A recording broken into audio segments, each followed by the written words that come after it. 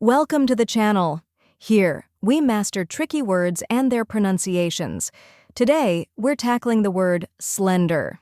It might seem a little tricky, but by the end of this video, you'll be able to pronounce it with confidence.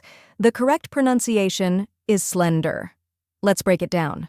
First, we have slen, which rhymes with ten and pen. Then comes dare, which sounds like dare in sister or ladder. Now let's put it all together. Slender. Try repeating after me, slender. Now a little faster, slender. And at full speed, slender. Keep practicing, and soon this word will feel natural to you. Now that you've mastered the pronunciation, let's go over the meaning.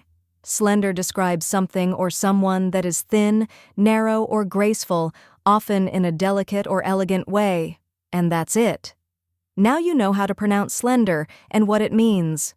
If you found this helpful, give this video a like and share it with others.